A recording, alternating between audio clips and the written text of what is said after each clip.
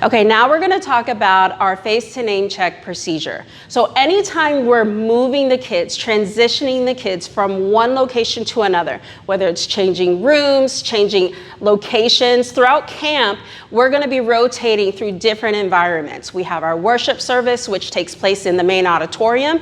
We have all of our homerooms for the specific teams and age grades and groups. And then we have all of our game time activities that take place outside in different parts of the campus. So anytime we're moving from one place to another, we need to perform a face to name check just to be accountable for all of the kids that we're responsible for. So one of the ways that we'll do that, you'll find as a team leader, you're going to find inside of your team folder roster sheets.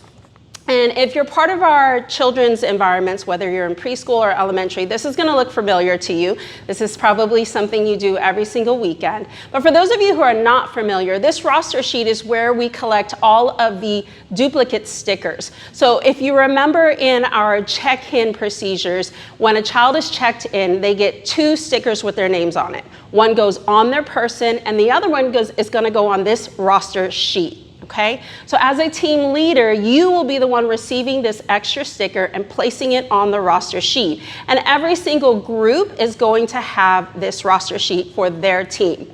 Now, the capacity for each group is 15 kids, and on each side of this roster sheet is 4 kids. So you'll have about 2 to 3 pages of kids with rosters, with check-in stickers for you to keep track of.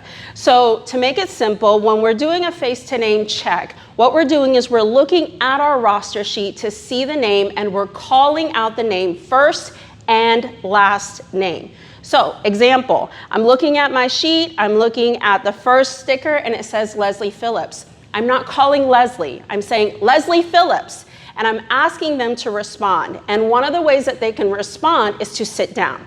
So it may be different in our preschool area, so make sure you get with Iris or Helen to figure out specifics for their environment, because I know sometimes it's a little bit different with that age group. But specifically for our elementary kids, this is the way that we've taught them and shown them and modeled for them every single weekend. And especially for those that are new to our area or new to our church, this is a great place for them to learn at Kids Camp.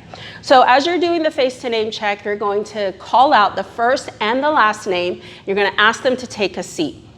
So first you want to get your line in order, okay? You're going to have your whole group line up, and then you're going to call them out. Leslie Phillips. When Leslie Phillips makes eye contact with you, or maybe you know who Leslie Phillips is, you're going to ask them to take a seat. The team captain will know that you have completed your face to name check when all of your group is sitting down, okay? So this is really important because this is something that we do on the weekend, and we don't want to untrain the kids from what they're used to seeing. So we want to make sure we're keeping it consistent no matter what event we're at. So again, face to name check, you're taking your roster sheet, you're going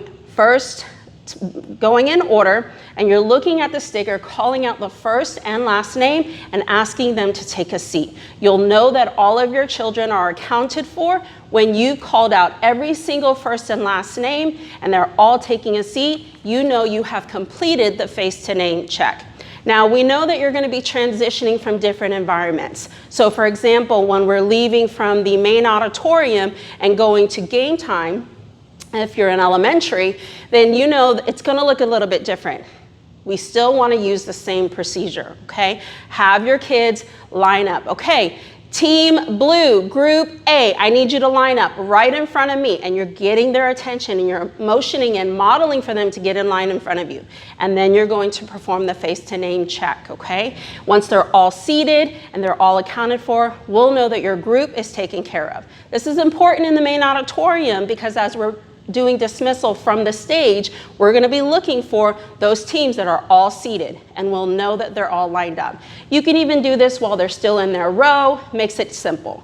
Game time, if you're out in the parking lot or basketball court or in the field, just have them take a seat. Line them up, have them take a seat, and I promise you, most of the kids are here on the weekend. They will help you. They know the procedure. So follow the procedure and they'll follow along with you.